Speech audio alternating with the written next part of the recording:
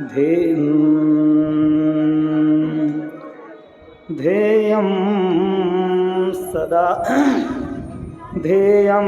सदा परिभवग्नमभीष्टदोहम् तीर्थास्पदं शिवविरिञ्चिनुतं शरण्यम् भृत्यार्तिहं प्रणतपालभवाब्धिपोतम् वन्दे महापुरुषते चरणारविन्दम्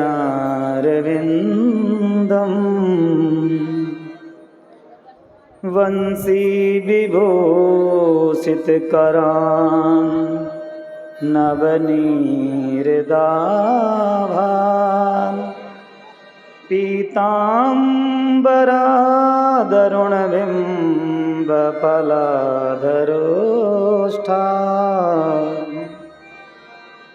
पूर्णेन्दुसुन्दरमुखा। सुखदेव भगवान की, गंगा मैया की जय हो, यमुना महारानी की, राधा रानी की, राघवेंद्र सरकार की, शंकर भगवान की, हनुमान जी महाराज की, अपने अपने माता पिता की, अपने अपने गुरु गोविंद की। जय जय श्री राधे, जय जय श्री राधे, जय जय श्री राधे श्याम। आइए हम सब लोग मिलकर के बड़े भाव के साथ कीर्तन करें, अपने मन और वाणी को पवित्र करें। इसके बाद सुंदर मधुर कथा का रसपान करें। सभी लोग बड़े भाव से मेरे साथ मिलकर के कीर्तन करेंगे। अच्युतं केशवं कृष्णदामोदरं रामनारायणं जानकीवल्लभम्। अच्युतं केशवं कृष्णदामोदरं रामनारायणं जानकीवल्लभम्। अच्युतं, आइए सभी लोग। राम नारायणं जानकी वल्लभम्।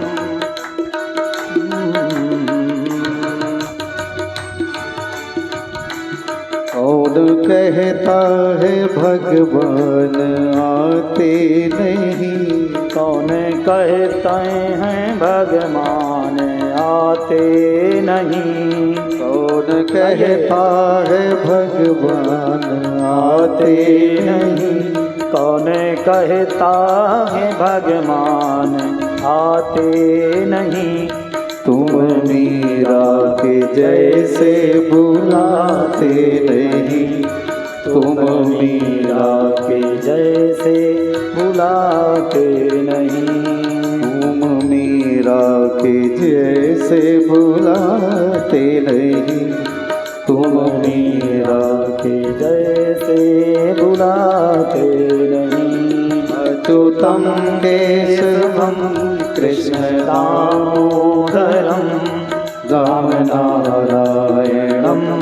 जानकीवल्लभं। रामनारायणं जानकीवल्लभम्।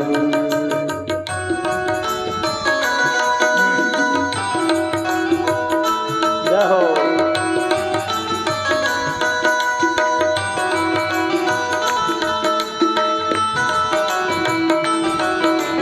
जय हो।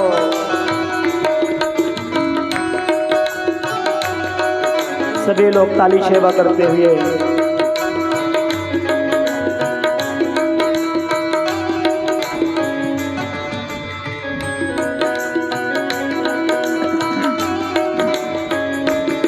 कौन कहता है भगवान सोते नहीं, कौन कहता है भगवान सोते नहीं। कौन कहता है भगवान सोते नहीं।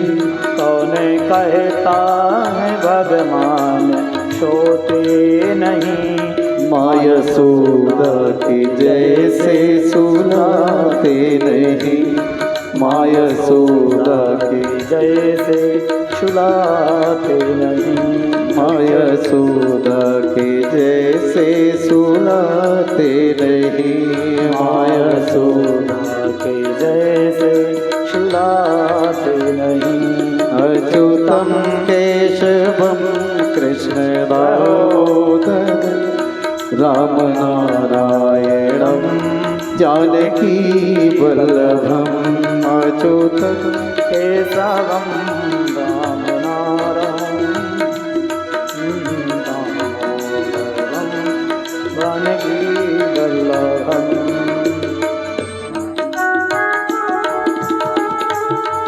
जय हो। सभी लोग कीर्तन बोलें। हाशे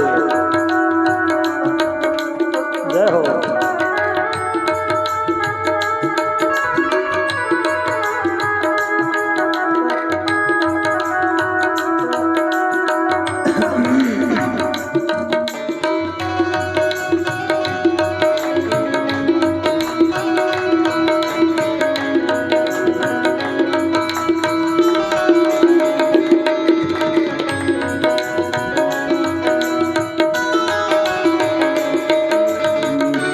कौन कहता है भगवान नाचते नहीं।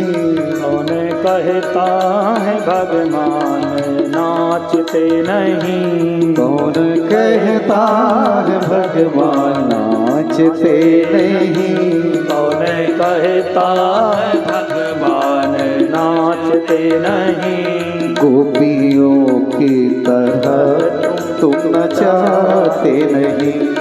गोपियों की तरह तुम नचाते नहीं। गोपियों की तरह तुम नचाते नहीं। गोपियों की तरह तुम नचाते नहीं। अच्युतम केशवम कृष्ण दामोदर। अच्युतम केशवम कृष्ण दामोदर राम नारायणं जानकी वल्लभम। राम नारायणं जानकी वल्लभम। राम नारायणं जानकी वल्लभम। बोलो बांके बिहारी लाल की जय हो। अखिलेश्वर अकारण करुणा वरुणालय भक्तवांछा कल्पतरु तडिदित विनिंदित पीताम्बरधारी श्री बालकृष्ण लाल की वांगमयी मूर्ति प्रतिस्वरूपा श्रीमद्भागवत महापुराण। आइए हम सब लोग चतुर्थ दिवस की बेला में उपस्थित हुए। सभी भक्तिमयी माताएं बहनें एवं भक्त वृंदों को एवं जो YouTube के माध्यम से देख रहे हैं सभी भक्तों को राधे राधे।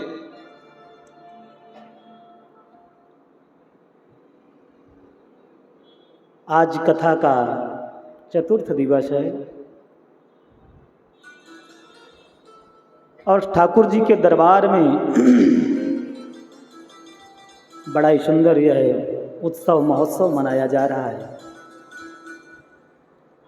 और वास्तव में अग्रवाल परिवार बड़ा ही भाग्यशाली है, सौभाग्यशाली है। सभी लोग एक बार तालियों से स्वागत करेंगे।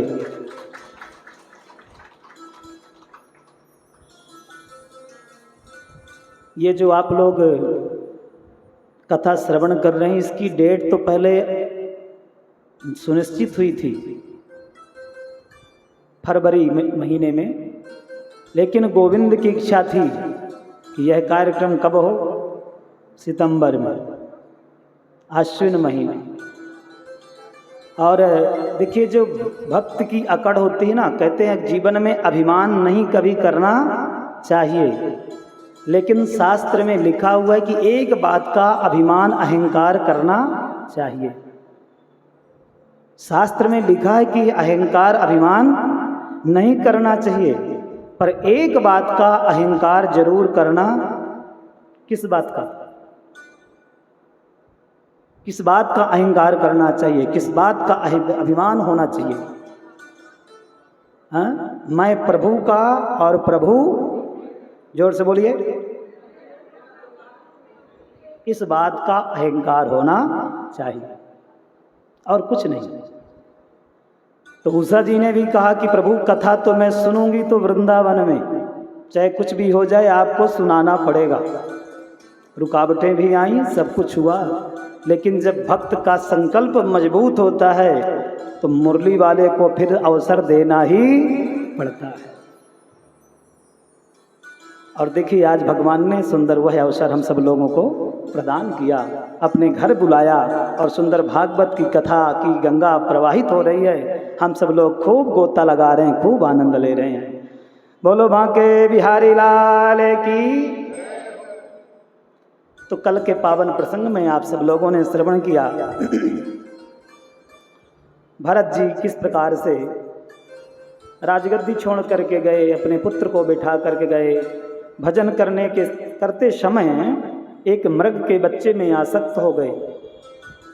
अंते मति सागति, मृग की योनि प्राप्त हुई। मृग की योनि से छूटे एक ब्राह्मण के यहाँ जन्म हुआ, वहाँ भी उनका नाम भरत पड़ा।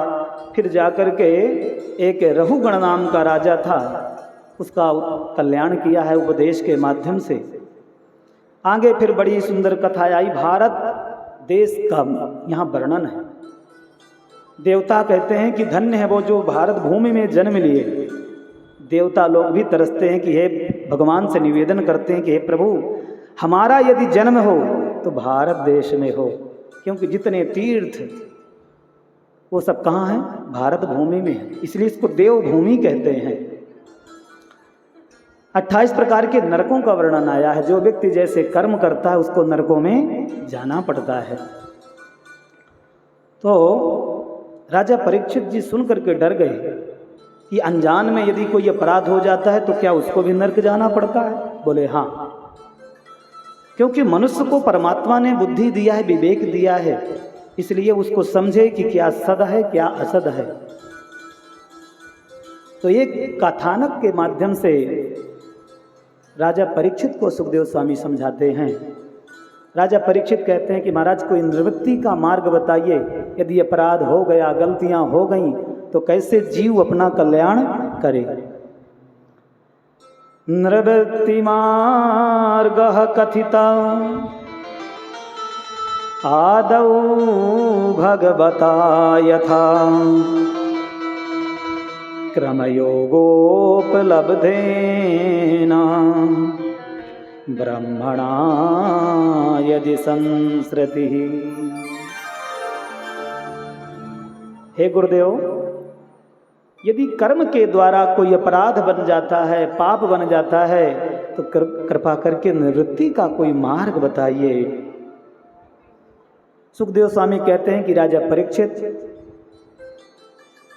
रोग शरीर में वास करने लगा ये पता चल जाता है तो रोगी को क्या करना चाहिए? उस रोग के लिए औषधि लेना शुरू कर देना चाहिए, क्योंकि रोग को नष्ट करना है ना, इसलिए क्या करना चाहिए? रोग की औषधि लेना। लेकिन डॉक्टर कहता है कि दवाई खाते समय परहेज जरूर करना है। क्या करना है? परहेज। दवाइयाँ तो खूब खा रहे हैं लेकिन परहेज नहीं कर रहे हैं तो क्या फायदा करेगी? कथाएं तो हम खूब सुन रहे हैं। किसी से क्या करना चाहिए? छल कपट नहीं करना है, चुगली नहीं करना है, ईर्ष्या नहीं करना है। और कथा तो सुन रहे हैं, लेकिन जब तक ये परहेज नहीं करेंगे तो कथा हमारे जीवन में लाभ नहीं पहुंचाएगी। इसलिए औषधि के साथ साथ में क्या करना पड़ता है? परहेज करना पड़ता है। और भीषक चिकित्सेन रुजाम निदानवित, और जब तक वह मर्ज ठीक ना हो जाए तब तक उसके लिए औषधि लेना चाहिए, परहेज करना चाहिए। और ऐसा भी बताया कि नास नाता पथ्यमेवा नान्नम व्याधयो अभिभवन्ति ही। जैसे पहले बीमारी बुखार लोगों को होता था ना, तो क्या करते थे, उनको भूखा रखते थे, पथ्य भोजन देते थे, जिससे कि वो जो मर्ज है अच्छी प्रकार से क्या हो जाए, ठीक हो जाए। डॉक्टर ऐसी सलाह देते हैं, लेकिन बंधुओं कलयुग में डॉक्टरों को तो हम क्या कहें, इनमें से कोई डॉक्टर तो नहीं बैठा है, और कोई बैठा भी हो तो कोई, मैं उनकी बेइज्जती की बात नहीं करूँगा, जो आज चल रहा है वर्तमान में उसकी चर्चा करता हूँ।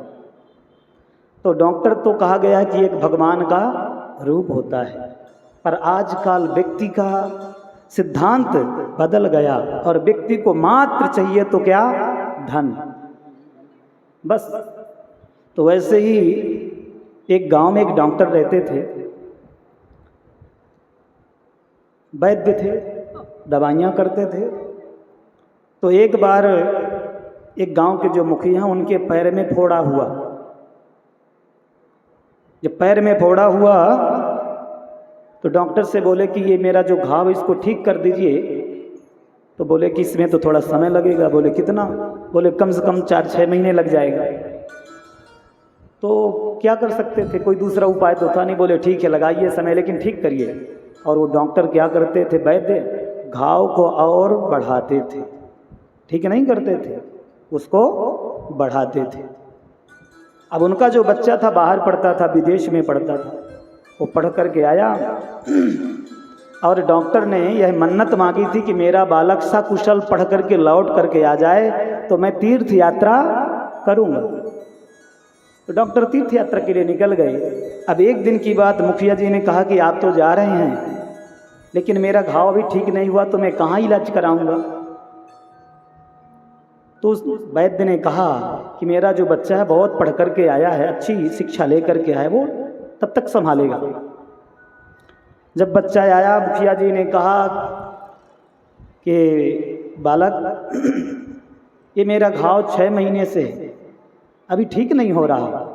तो उस बच्चे ने कहा कि है इतना छोटा सा घाव और इतना समय, मैं तो 1 सप्ताह में ठीक कर दूंगा। मुखिया जी ने कहा तो बड़ी कृपा होगी। और उसने ऐसी औषधि करना शुरू किया कि 1 सप्ताह में घाव सूखने लगा। अब 1 महीने बाद जब डॉक्टर साहब लौट करके आए तो मुखिया जी बधाई देने के लिए गए कि आप तीर्थ से दर्शन करके आए हैं, बहुत बहुत बधाई हो। और डॉक्टर ने तो बस देखा कि इनका घाव कैसे ठीक हो गया। मुखिया जी ने कहा आपका जो बेटा है बड़ा होशियार है, बहुत अच्छी शिक्षा लेकर के आया, उसने 1 सप्ताह में मेरा घाव ठीक कर दिया। तो पता है डॉक्टर साहब ने क्या किया, अपने बच्चे को बुलाया, कमरे में जोर से एक तमाचा दिया। बोला क्यों रे, इतना जल्दी ठीक क्यों कर दिया? अरे बोले पिताजी बेचारे परेशान थे, तो हम तो डॉक्टर हैं, हमको तो ठीक ही करना है ना। तो डॉक्टर ने कहा ठीक करना मुझे भी आता था, लेकिन यदि इतना जल्दी मैं ठीक कर देता तो तेरी विदेश की पढ़ाई कैसे होती। तो आजकल ये डॉक्टरों का हाल है। इसलिए बंधुओं, स्वयं अपनी सुरक्षा व्यवस्था स्वयं करना चाहिए और परमात्मा से निवेदन करना चाहिए कि हे प्रभु आप हमेशा हमें स्वस्थ रखें। तो वही यहाँ पर वर्णन आया कि वास्तव में मर्ज होने से पहले, जैसे मर्ज होता है ना तो व्यक्ति को लक्षण समझ में आने लगते, इसलिए उसके लिए क्या करे, वो औषधि ले और परहेज करके मर्ज को बिल्कुल कमज़ोर नहीं समझना चाहिए। मैंने कल निवेदन किया था कि मर्ज, कर्ज और फर्ज इनको कभी छोटा नहीं समझना चाहिए। तो राजा परीक्षित जी ने कहा कि प्रभु फिर कैसे किए हुए जो पाप अपराध हैं उनको कैसे हटाया जाए, कैसे उनसे मुक्त हुआ जाए। तो सुखदेव स्वामी कहते हैं के चिद के बलया भक्त्या वासुदेव परायणा अघम धुनवन्ति कार्ष्णेना निहारमिव भास्करः। केचित् केवलया भक्ता, यदि कोई पाप अपराध बन गया है उसका सबसे बड़ा निवारण है, सबसे बड़ा प्रायश्चित है परमात्मा की भक्ति। केचित् केवलया भक्त्या वासुदेव परायणा अघम धुनवंती कार्श्रेणा निहारमिव भास्करा। जैसे आप लोगों ने कोहरा देखा है, ठंडियों में खूब कोहरा पड़ता है और जैसे सूर्य भगवान प्रकट होते हैं कोहरा शांत हो जाता है। उसी प्रकार जीवन में जितने पाप हो गए हैं हमसे, लेकिन जब गोविंद की भक्ति करते हैं तो वे अपने आप नष्ट हो जाते हैं। राजा परीक्षित ने जब सुना तो गदगद हो गए, और जिसने परमात्मा को एक बार भी सच्चे भाव से नमन कर लिया, प्रणाम कर लिया, उसका बेड़ा पार हो जाता है। और राजा परीक्षित जी कहते हैं कि हे प्रभु, मुझे ऐसी सुंदर मधुर कथा परमात्मा की सुनाएं। सरकृन्मनः कृष्ण पदारविन्दयो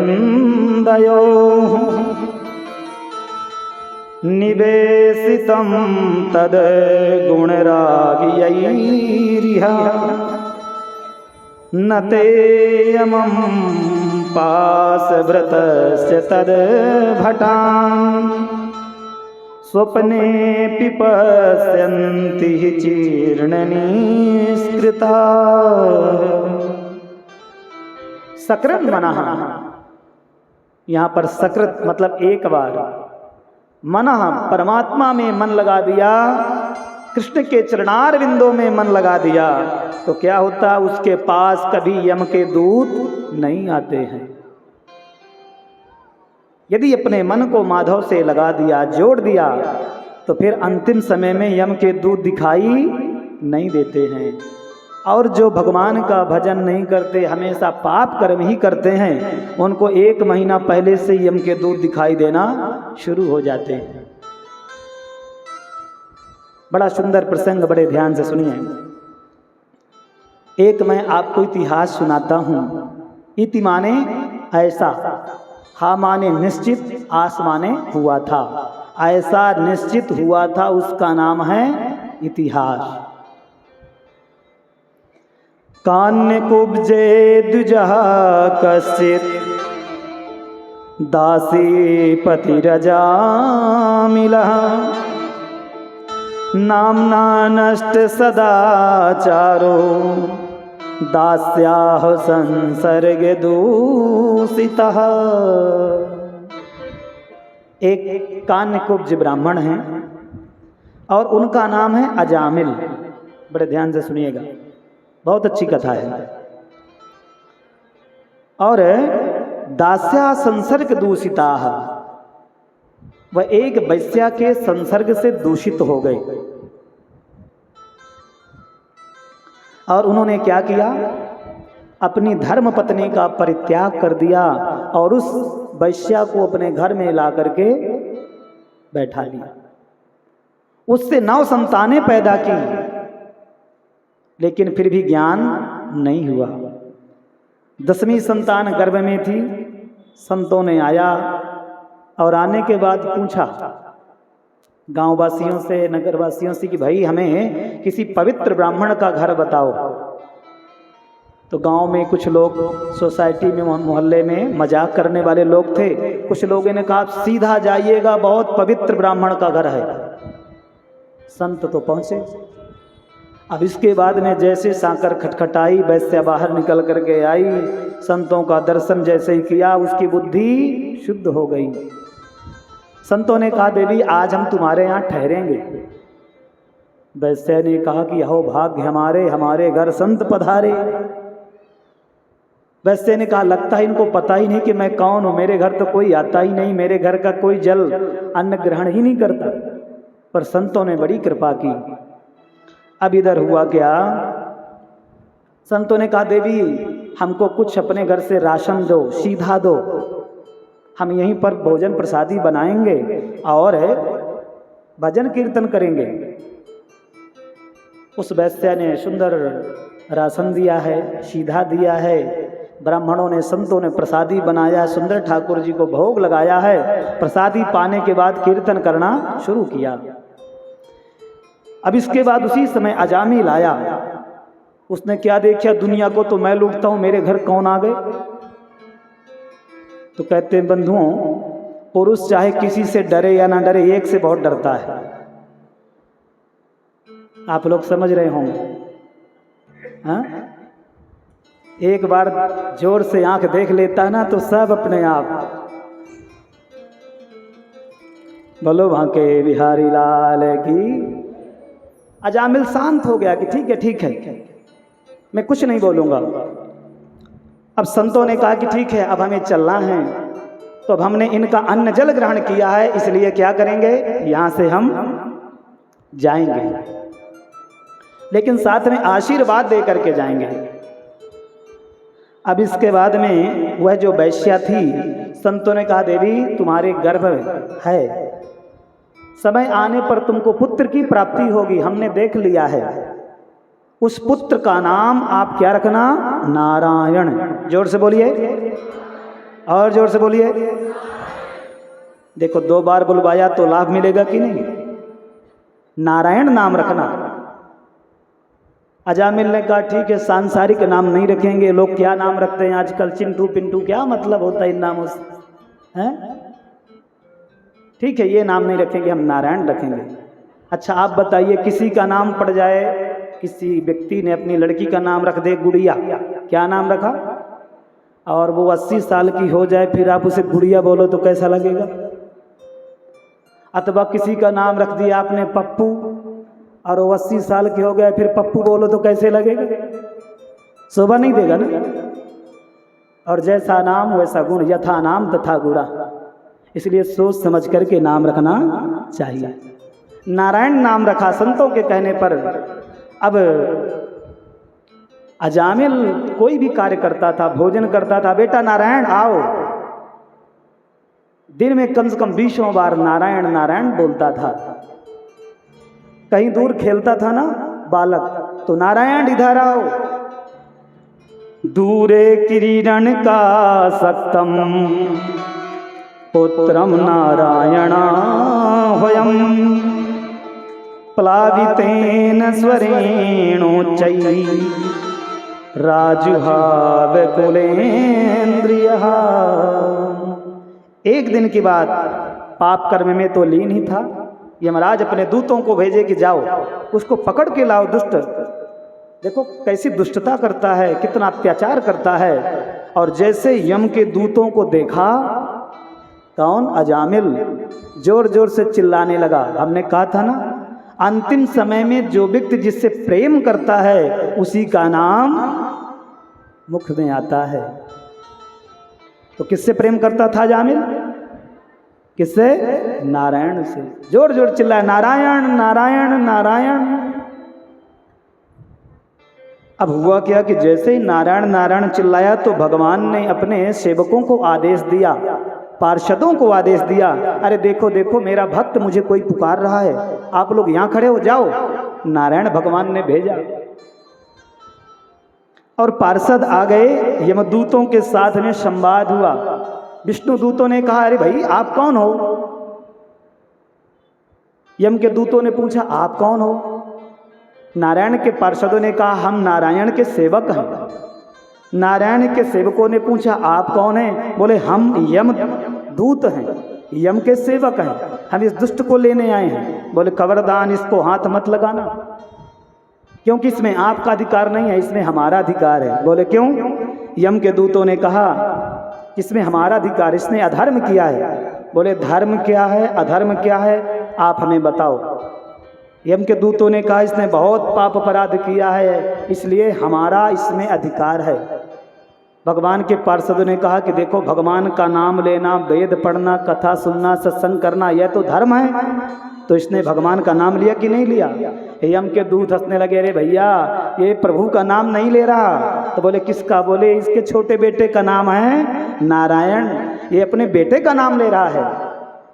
भगवान के पार्षदों ने कहा पहले ये बताओ कि पहले इसके बेटे का नाम नारायण पड़ा कि हमारे प्रभु का नाम पड़ा। किसका नाम पड़ा। यम के दूतों ने कहा हाँ, वो तो नाम आपके प्रभु का पड़ा है, लेकिन ये अपने बेटे को याद कर रहा था। भगवान के पार्षद कहते हैं चाहे जैसे भी नाम ले, लेकिन हमारे प्रभु का नाम ले रहा है, इसलिए इसमें अधिकार हमारा है। और धर्म की बात आई तो यम के दूतों ने कहा जानते हैं धर्म कौन कौन है, धर्म किसे कहते हैं, धर्म कौन जानता है। वेद प्रणहितो धर्मो यह धर्मस्तद विपर्ययः वेदो नारायणः साक्षात् स्वयं भूरिति सुश्रमः। जैसा वेद कहता है और वेद प्रणहितो धर्मः, जैसा वेद कहता है वेद के अनुसार चलना, वेद के अनुसार कर्म करना, वही वास्तविक धर्म है।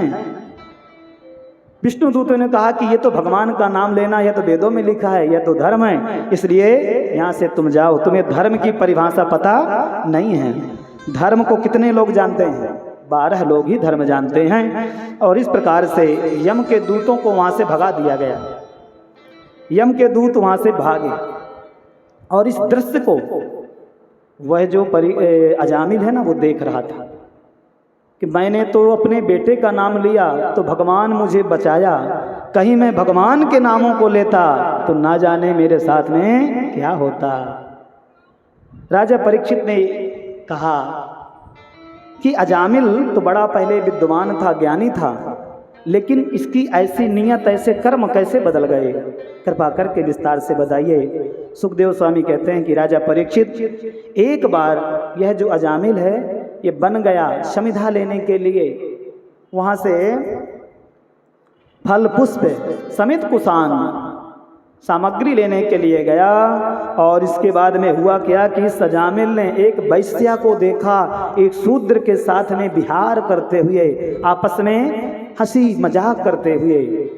इसका जो मन है विचलित हो गया और घर में आया, आकर के इसने अपने पत्नी का परित्याग कर दिया। 10 पुत्रों को उस वैश्य से पैदा किया है। और अंतिम समय में जब यम के दूत इसको लेने के लिए आए तो इसने नारायण नारायण कहा और इस प्रकार से भगवान के पार्षदों ने इसको बचाया। बोलो भक्त वत्सल भगवान की। और भगवान का भजन करते हुए इसने अपने शरीर को छोड़ा है और भगवान का पार्षद बना है। देखिए कि नारायण नाम बोलने से एक दिन नहीं बोलता, क्योंकि इसके बेटे का नाम था ना, इसलिए रोज क्या बोलता था? नारायण। इसलिए आप लोगों से मैं निवेदन किया कि बच्चों का नाम भगवान के नाम से मिलता जुलता रखना चाहिए।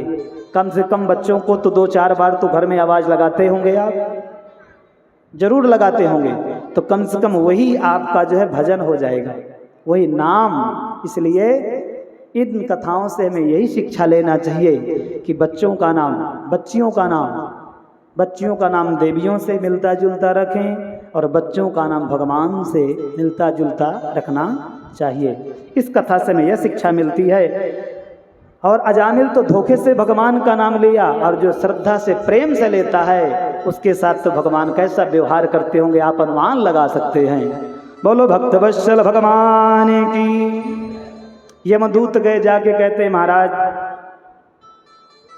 यम से ये बताइए कि संसार में कितने लोग शासन करने वाले हैं, क्योंकि यम के दूत तो यही जानते थे कि पूरे संसार में यदि कोई मुखिया है, कोई मालिक है, कोई शासन करने वाला है तो वो यमराज है। लेकिन आज पता चल गया। तो यमराज कभी बताए नहीं थे कि मुझसे भी बड़ा कोई है। कभी कभी संसार में ऐसे भी लोग देखने के लिए मिलते हैं ना कि वो अपने से बड़ा किसी को नहीं बताते, वो कहते हम ही हैं जो कुछ है। आज यहाँ पर पता चला यमदूतों को, तो यम के दूतों ने जब पूछा तो आज यमराज बताते हैं कि देखो, जहाँ पर नारायण नाम यदि कोई लेता है, कथा सुनता है, भगवत चर्चा करता है, वहाँ पर मत जाना। और वास्तव में धर्म को जानने वाले तो मात्र संसार में 12 ही लोग हैं। 12 लोग धर्म को जानते हैं, बाकी तो सब माया मोह में डूबे हुए हैं। कोई जानता है लेकिन अनजान बन जाता है। और वह 12 लोग कौन हैं? जो धर्म को जानते हैं, धर्म की परिभाषा जानते हैं, बड़े ध्यान से सुनिएगा। स्वयंभूर्नारदः शंभु कुमारः कपिलो मनुः प्रहलादो जनको भीष्मो बलिर्वैयाशकिर्वयम्। ये 12 लोग धर्म की परिभाषा जानते हैं, धर्म को जानते हैं। स्वयंभू, दूसरे नारद, तीसरे शंभु और कुमारा, सनक सनंदन सनातन सनत कुमार, कपिल और मनु, प्रहलाद और जनक जी, भीष्म और बलि और सुखदेव जी, इतने लोग धर्म को जानते हैं। बाकी जानने वाले जानते तो हैं, लेकिन माया उनको जानने नहीं देती है। और यदि धर्म को जानना चाहते हैं तो गोविंद के बिना शरण में गए माया के वे पुजारी बने रहेंगे तो धर्म को इतना जल्दी समझ नहीं पाएंगे।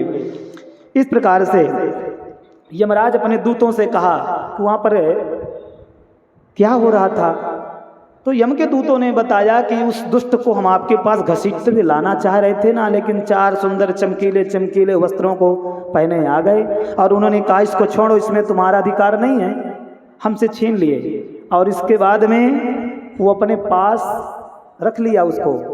यम के दूतों ने जैसा ही बताया तो यमराज पूछते हैं कि आखिर वो बोलता क्या था। यम के दूतों ने कहा नारायण। क्या बोलता था? नारायण। जोर से बोलिए, और जोर से बोलिए।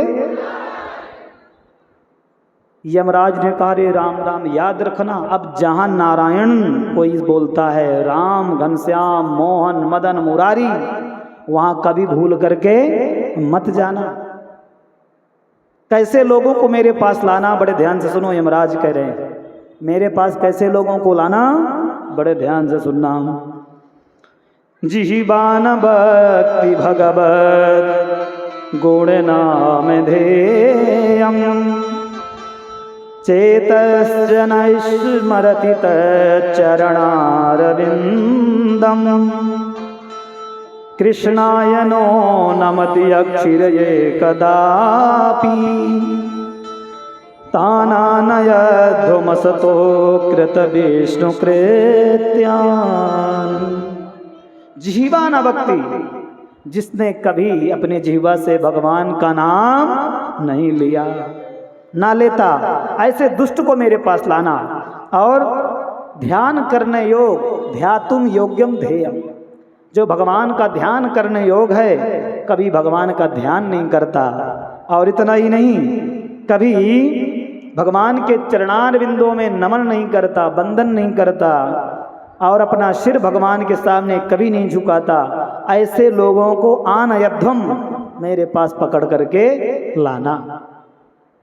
अब आप लोग तो कथा सुन रहे हैं, भगवान का नाम ले रहे हैं, तो वैसे लोगों के पास तो कभी यम के दूत आ ही नहीं सकते हैं। तो प्रेम से क्या बोलना पड़ेगा? इस प्रकार से बड़ी सुंदर मधुर कथा। बंधुओं, इस कहानी से हमें क्या, इस कथा से क्या शिक्षा मिलती है? बच्चों का नाम अब रखा तो रखा, लेकिन अब जो भी रखना तो तैयारी करके रखना कि भगवान के नाम से मिलता जुलता नाम रखेंगे। अब आप विचार करेंगे कि यदि लड़की हुई तो क्या रखेंगे? राधा रखिए, गंगा रखिए, वैष्णवी रखिए, बहुत से नाम हैं, ऐसे नामों को रखिए। आगे बड़े सुंदर दिव्य प्रसंग। दक्ष द्वारा भगवान की स्तुति हुई है और भगवान का प्रादुर्भाव हुआ है। दक्ष को सुंदर दर्शन दिया है और दक्ष के 10,000 पुत्र हुए हैं। नारद जी के उपदेश से यह भी विरक्त हो गए, महात्मा हो गए। फिर दक्ष ने हरियश्व नामक 10,000 पुत्रों को पुनः जन्म दिया है। फिर नारद जी ने भक्ति मार्ग उनको बताया है और इस प्रकार से नारद जी के उपदेश से जब उनको विरक्ति हुई तो दक्ष को क्रोध आया कि तुमने मेरे बच्चों को भिक्षुक मार्ग बताया है। अहोस असाधो साधु नाम साधु लिंगेन नस्त्वया असाधु कार्यार्भकाणाम भिक्षोर मार्ग प्रदर्शिता।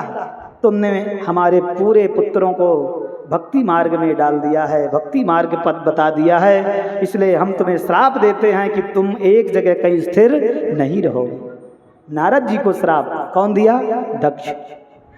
नारद जी भी श्राप देने में समर्थवान थे, लेकिन नारद जी ने स्वीकार किया, लेकिन श्राप नहीं दिया। आगे दक्ष प्रजापति, दक्ष के 60 कन्याएं हुई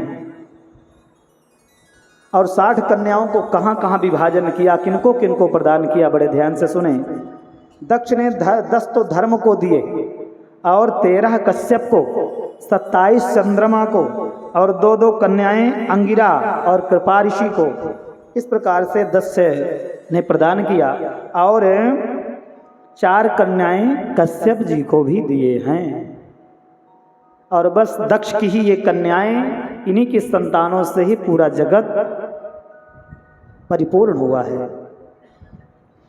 एक बार की बात की, बृहस्पति देव, क्योंकि देवताओं के गुरु कौन है?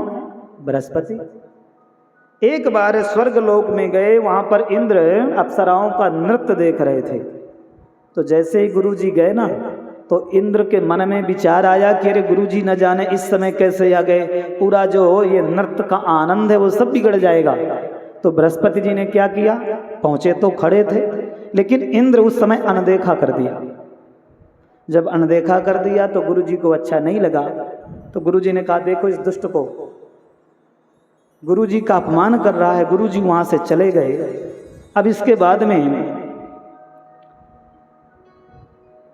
जो इंद्र हैं, जब नृत्य का कार्य संपन्न हुआ तो बहुत दुख हुआ कि मेरे गुरुजी मुझे छोड़ करके चले गए, मुझसे रूठ गए। कहते बंधुओं, एक बार परमात्मा रूठ जाए तो बात बन सकती है, पर यदि गुरु रूठ गए तो बात फिर बनती नहीं है। इसलिए हम आप सब लोग क्या बोलते हैं? गुरुर ब्रह्मा गुरुर विष्णु गुरुर्देवो महेश्वरा गुरुर साक्षात परब्रह्मा तस्मै श्री गुरवे नमः। गुरु का मतलब है ज्ञान। जो गा लिखते हैं, गा में जो ऊ की मात्रा है वो क्या है? गा में ऊ की मात्रा वो क्या है? अंधकार। और रा में जो ऊ की मात्रा है प्रकाश। जो अंधकार से हमें प्रकाश की ओर ले जाए उसी को कहते हैं गुरु। और जीवन में गुरु की बहुत नितांत आवश्यकता है। इसलिए हमारे धर्म ग्रंथों, शास्त्रों में लिखा है कि पानी पियो छान करके और गुरु करो जान करके। अब इधर जब देवताओं को पता लगा कि हमारे गुरुजी तो नाराज ही हैं, क्या करें? दैत्यों को पता चल गया, दैत्य आक्रमण कर दिया। अब इंद्र तो इधर उधर डरने लगे, कहाँ जाऊं, क्या करूं? तो देवताओं के सलाह से विश्वरूप जी के पास में गए और गुरु जी की गद्दी में विश्वरूप जी को अलंकृत किया, बैठाया। और विश्वरूप जी ने इंद्र को नारायण कवच का उपदेश दिया और सुंदर दिव्य यज्ञ करवा रहे थे। तो इंद्र एक, जब देवताओं का जो पद था वो दैत्यों ने छीन लिया। अब बोले कैसे हमें प्राप्त होगा? तो अब देवता यहाँ यज्ञ कर रहे हैं और यज्ञ कराने वाले कौन हैं? विश्वरूप। विश्वरूप जी यज्ञ करा रहे हैं। तो विश्वरूप की जो माँ है ना, वो दैत्यों की बेटी है। तो दैत्य कौन लगेंगे? मामा पक्ष हुआ। तो जब आहुतियां दे रहे थे ना, तो ये विश्वरूप जी दैत्यों के लिए आहुतियां दे रहे थे। इंद्र को पता लगा कि ये आहुतियां क्यों दे रहे हैं, किसके लिए आंख बंद करके देते हैं। इंद्र को जब पता लगा, ध्यान करके जब देखा तो पता चल गया। तो इंद्र अपने वज्र से उनका सिर अलग कर दिया। अब चारों तरफ हाहाकार करे, देखो इस दुष्ट इंद्र को गुरु पद में बैठाए विश्वरूप को और वध कर दिए, इनको ब्रह्महत्या लगी। ब्रह्महत्या जब लगी तो इंद्र ब्रह्महत्या के निवारण के लिए कोई प्रायश्चित नहीं किया। काफी समय बाद ब्रह्महत्या जब बड़ी हुई, जब पाप बड़ा होता है ना तभी फल देता है। जैसे आप वृक्ष लगाते हैं ना तो तुरंत फल थोड़ी देता है, देता है क्या? पहले वो धीरे धीरे बड़ा होता है, फिर उसमें फल आते हैं। तो जीवन में 2 पौधे हैं, एक पाप का, एक पुण्य का। धीरे धीरे जब ये पौधे बड़े होते हैं फिर इनमें फल लगते हैं। पुण्य कर्म का फल क्या है और पाप कर्म का फल क्या है? कष्ट, परेशानियां, संसार में अपमान, पराजय, ये किसका फल है? पाप का। और पुण्य का फल क्या है? जहाँ जाएंगे आपका सम्मान होगा, शरीर आपका निरोगी रहेगा, ये सब पुण्य का फल है। तो इंद्र को जब ब्रह्मत्या लगी तो ब्रह्मत्या निवारण के लिए पहले कुछ किया नहीं, लेकिन जब ब्रह्मत्या दौड़ी पकड़ने के लिए तो इंद्र सोचे मैं कहाँ जाऊँ, क्या करूँ। तो सरोवर में जाकर के कुछ समय तक तप किया, लेकिन फिर भी ब्रह्मत्या नहीं छूटी।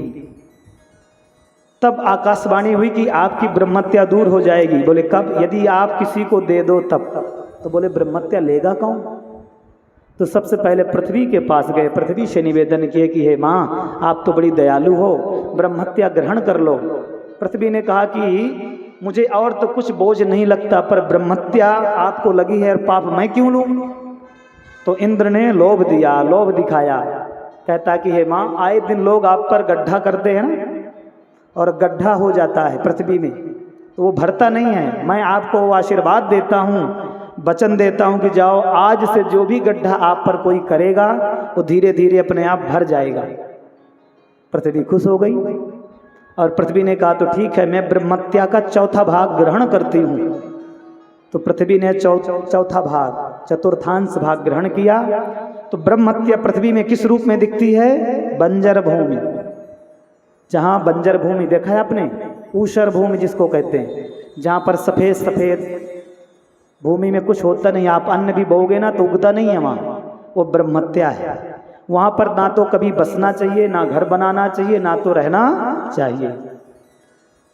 आगे बढ़े ब्रह्मा, इधर इंद्र वृक्ष के पास गए तो वृक्ष से निवेदन किया कि हे वनस्पतियों के देवता, हे वृक्ष देव, मुझे ब्रह्मत्या लगी है तो ब्रह्मत्या आप स्वीकार करो। वृक्ष ने कहा मैं क्यों करूं, ब्रह्मत्या तो आपको लगी है और पाप मैं क्यों लूं। तो इंद्र ने वहां भी लोभ दिखाया, क्योंकि लोभ में ही व्यक्ति कुछ करता है कि नहीं। जब व्यक्ति को लोभ दिखाया जाता है तभी कुछ करता है। तो वृक्ष ने कहा कि हमें क्या लाभ मिलेगा। इंद्र ने कहा देखो, आए दिन लोग आपको काटते हैं, आप सूख जाते हो। तो इंद्र ने वचन दिया कि हम आपको आशीर्वाद देते हैं कि अब चाहे लोग जितना आपको काटेंगे आप सूखेंगे नहीं, हरे भरे हो जाएंगे। तो वृक्ष ने कहा तब तो बहुत काम की बात है, स्वीकार किया। वृक्षों ने भी ब्रह्मत्या ग्रहण किया। तो वृक्ष में ब्रह्मत्या किस रूप में दिखाई देती है? गोंद के रूप में। गोंद देखा है आप वृक्षों की, इसलिए गोंद कभी नहीं खानी चाहिए। तीसरा, जल के पास में गए। जल के देवता कौन है? जोर से बोलिए, वरुण देव। देखो भगवान भी विभाग सब करके रखा है। जल के मंत्री वरुण देव, वित्त मंत्री कौन है? कुबेर जी को बना रखा है। वायु मंत्री पवन देव। तो हम सब लोगों ने जो संविधान चलाने की व्यवस्था सीखी ना, सब शास्त्रों से सीखी है। अपने समाज में भी देखिए, यहाँ भी है ना जल मंत्री, वित्त मंत्री। वित्त मंत्री कौन है अपने यहाँ? हाँ, तो देखिए उसी व्यवस्था से ये सब संविधान चल रहा है। इसके बाद में जैसे ही निवेदन किया गया जल से, तो जल ने कहा हम पाप क्यों ग्रहण करें, हमको क्या लाभ मिलेगा। तो इंद्र फिर वहां लोभ दिखाया, बताया कि देखो जल तो कोई खरीदता नहीं, पर हम आपको वचन देते हैं, आशीर्वाद देते हैं कि तो आप गोरस के भाव बिकना शुरू हो जाओगे। तो जल बहुत खुश हुआ और कहा तो ठीक है। और जल ने कहा ठीक है, हम आपकी ब्रह्मत्या स्वीकार करते हैं, चौथा भाग। तो एक चौथा भाग किसने लिया? पृथ्वी ने। एक चौथा भाग किसने लिया? वृक्ष ने। एक चौथा भाग किसने लिया? जल ने।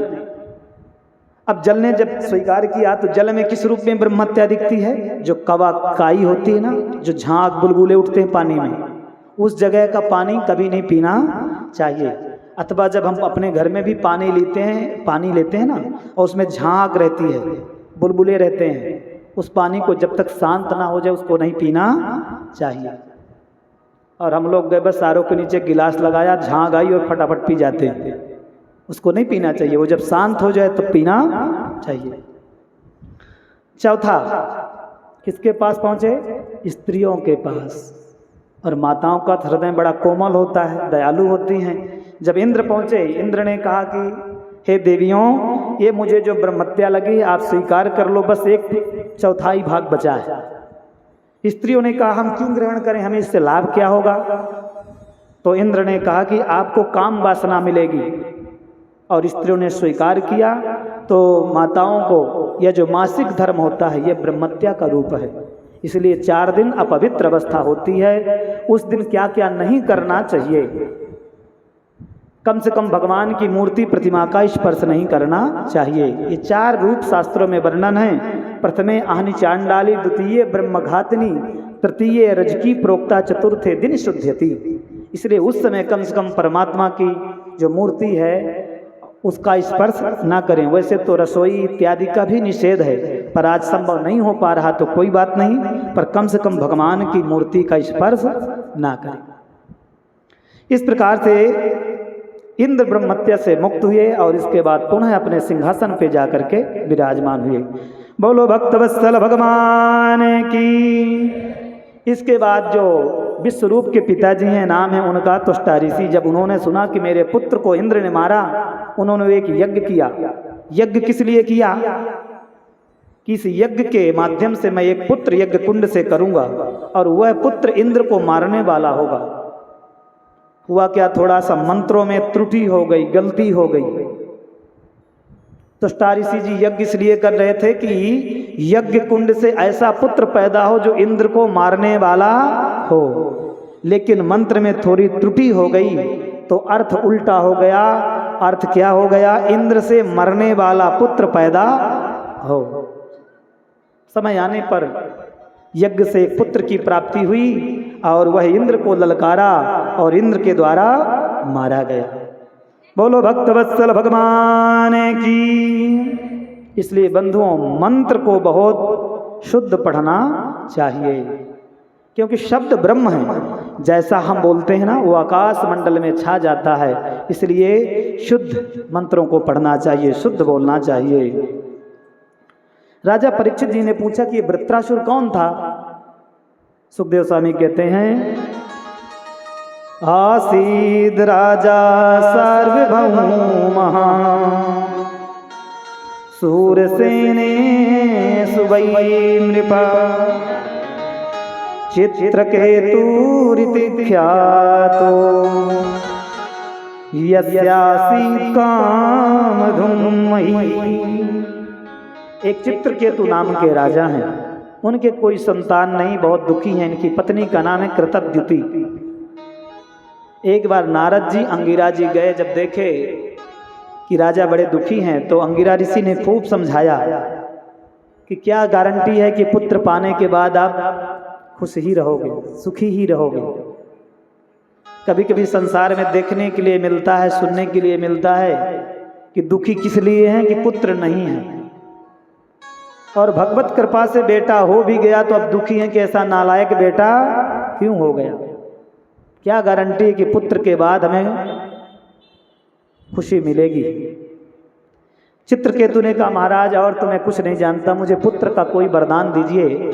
अंगिरा और नारद जी ने कहा तो ठीक है, लेकिन पुत्र तो आपको होगा, उस समय खुशी होगी, लेकिन वह ज़्यादा समय तक रहेगा नहीं तो आपको फिर कष्ट भी होगा। चित्रकेतु ने कहा तो ठीक है महाराज, वो बाद में देखा जाएगा, पहले पुत्र तो दो। और इस चित्रकेतु के सैकड़ों रानियां थीं, लेकिन सबसे बड़ी रानी का नाम है कृतद्युति। कृतद्युति के जब पुत्र हुआ तो उन रानियों को ईर्ष्या हुआ, दुख हुआ कि देखो राजा उससे ज़्यादा प्रेम करते हैं, उसके बेटा हुआ, हमारे बेटा नहीं हुआ। उन रानियों ने क्या किया, दूध में जहर घोल करके उस बच्चे को पिला दिया, और जैसे ही पिलाया वो तो सो गया गहरी नींद में। माँ गई हिलाती डुलाती, बेटा जगो। और जब माँ ने देखा कि श्वासें चलती ही नहीं, फूट फूट के रोने लगी।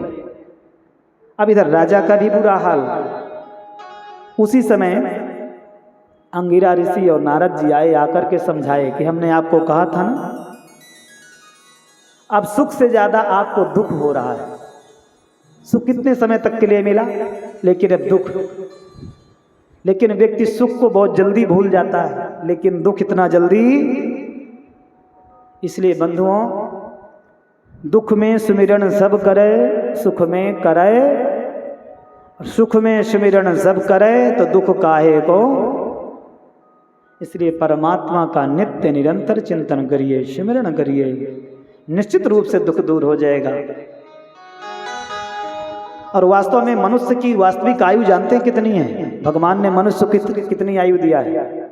एक बार ब्रह्मा जी आयु बांट रहे थे 4 लोगों को। किसको किसको? पहला मनुष्य, दूसरा गधा, तीसरा कुत्ता, चौथा उल्लू। 4 लोगों को आयु बांट रहे थे। तो मनुष्य जब गया तो मनुष्य को ब्रह्मा जी ने कहा 40 वर्ष। बोले महाराज ये तो बहुत कम है। तो बोले आप बैठ जाओ, अभी हम आयु बांट रहे हैं, इन जिनको देंगे आयु, यदि कोई नहीं लेगा तो आप ले लेना। उसी समय गधा आया, गधा को भी 40 साल दी गई उम्र। गधा ने कहा महाराज दूसरे के भार ढो ढो के मैं परेशान हो जाऊंगा, इसका आधा कर दो ना। तो जैसे ब्रह्मा जी ने आधा किया तो ही मनुष्य बैठा था, उसने कहा कि महाराज मैं ले लूं। बोले ले लो।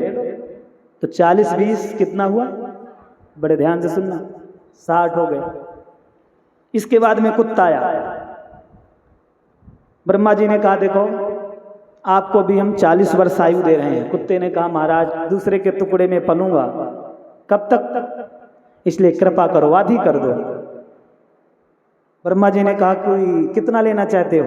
उसने कहा आप 40 करते हो तो 20 भी तो ज़्यादा है, पर चलो 20 दे दो। कुत्ते ने कहा कि ठीक है 20 मैं स्वीकार करता हूँ। अब वहीं पर बैठा था मनुष्य, उसने कहा महाराज ये नहीं ले रहे हैं तो मैं ले लूँ। बोले ले लो। तो कितना हुआ?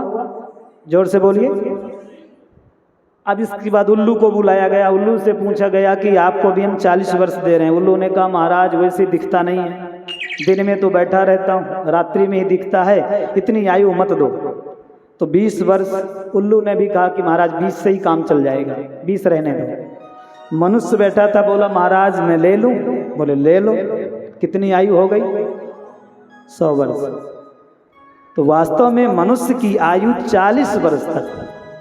फिर 40 वर्ष के बाद क्या है? उसके अंदर मोह जगता है, लोभ जगता है। तो 60 वर्ष तक गधे जैसा खूब ढोता है, कितना जमा कर लूं, कितना आ जाए, कैसे आ जाए, दिन रात मेहनत करता है। लेकिन गधा चाहे जितना भार ढोए, उसका मालिक उसको कभी धन्यवाद थैंक यू नहीं बोलता। बोलता है क्या? जब भी देता है तो 2 डंडे ही देता है। ठीक उसी प्रकार से मनुष्य चाहे जितना धन वैभव कमा ले, बाद में बच्चे बोलते यही है आपने किया ही किया है हमारे लिए। हाँ 60 के बाद में किसकी आ गई बारी? कुत्ते की। जब तक सर्विस रही ठीक है, 60 के बाद रिटायर। तो फिर क्या करते हैं? जैसे कुत्ता कभी उस घर कभी उस घर, तो फिर माता पिता सब बच्चों को तो दे ही देते हैं, कभी उस बेटे के पास कभी उस बेटे के पास। बेटा कहता है थोड़ा सा छोटे के भी पास रहा करो, छोटे के पास रहते हैं, छोटा कहता है बड़े के पास भी रहा करो। बेचारा कुत्तों जैसा इधर उधर घूमता रहता है। हाँ? इसके बाद किसकी बारी आई? उल्लू की। अब नींद नहीं आती तो बच्चे क्या करते हैं? माता पिता की चारपाई को बाहर लगा देते, बस बेचारे जगते रहते, चौकीदारी करते रहते हैं। थोड़ा भी खट आवाज हुई तुरंत बोलते हैं। तो कहने का मतलब बंधु, अपनी वायु वास्तव में 40 वर्ष है, इसलिए जो भी करना है जवानी में करो। बुढ़ापा किसने देखा है? फिर क्या होगा? आप बड़ी मेहनत से धन दौलत कमाते हो और आपके सामने आपकी दौलत कोई बर्बाद करेगा तो आपको कैसा लगेगा? अच्छा लगेगा? इसीलिए धन का वास्तव में वास्तविक सदुपयोग करो। हमें कैसे खर्च करना है, हमें क्या करना चाहिए। और धन से यदि सुख भोगना चाहते हो तो धनात् धर्मः ततः सुखम, धन से धर्म को जोड़ दो।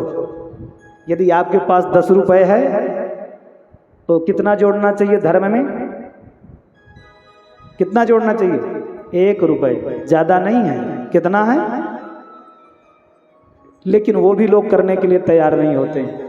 फिर बड़ा विस्फोट होता है। इसलिए धर्म की चोरी मत करो। उसमें 1 रुपए, 10 रुपए में 1 रुपए धर्म का है, 9 रुपए तो सेब आपका बच रहा है। इसलिए जोड़ते रहो और फिर भगवत कृपा से